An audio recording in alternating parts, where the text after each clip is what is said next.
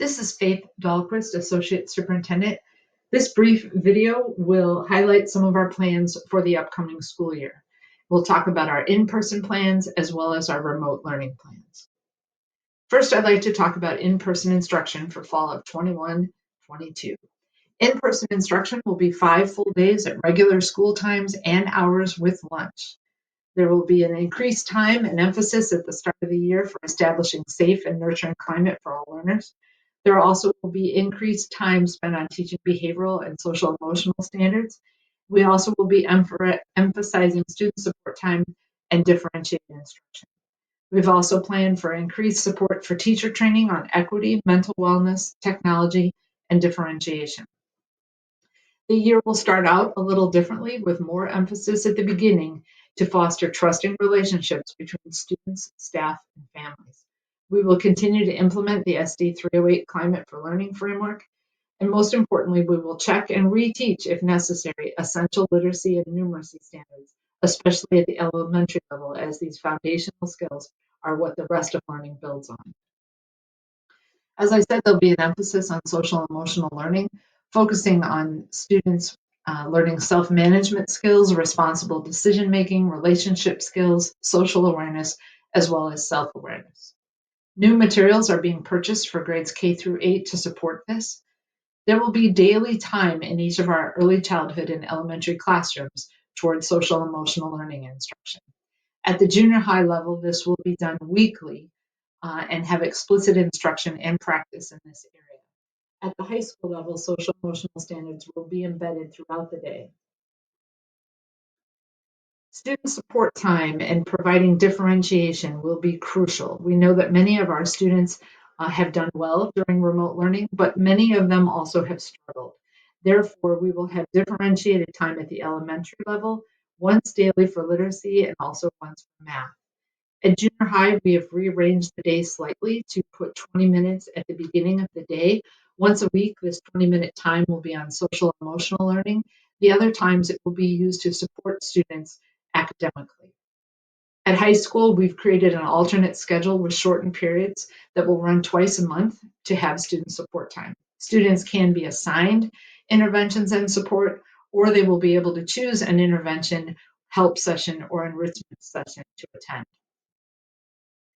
The teacher support time, we have mapped out institute days, school improvement days, and Wednesdays to support our climate for learning, which will include social emotional learning, reinforcing positive behavior, culture responsive teaching, amplifying student voice, and differentiation.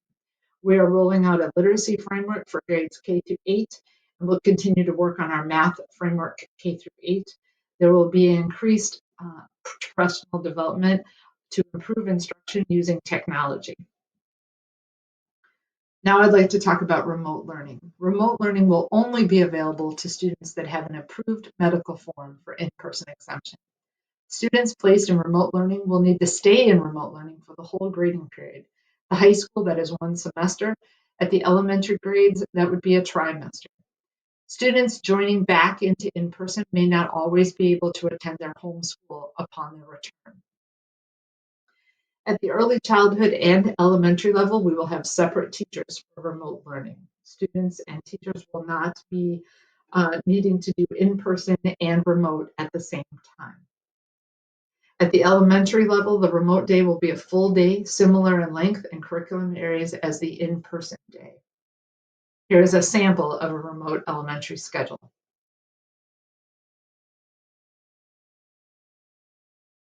At the junior high, there will also be separate teachers and separate sections for remote students.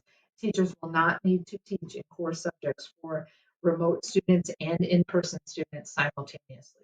Remote students will have core double periods of English language arts, single periods of math, science, and social studies. At the high school, not all of our hundreds of classes will be available to our remote students. There will be separate sections for remote students for courses that have enough students in them.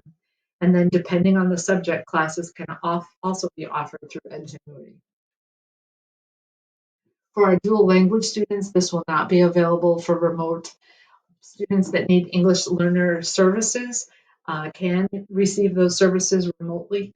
Our dual language students, once they return, will be allowed back into the dual language program.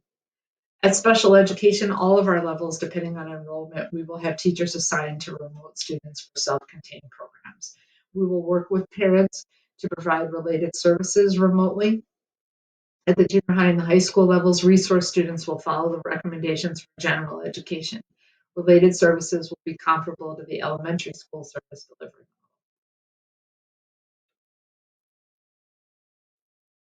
The timeline for parents to request in-person exemption, there was a form shared with all parents on April 30th. It is available on our website currently.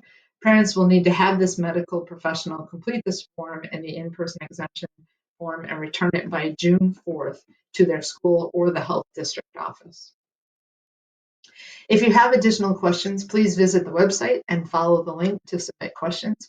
We are looking forward to returning to 5 full days for the majority of our students.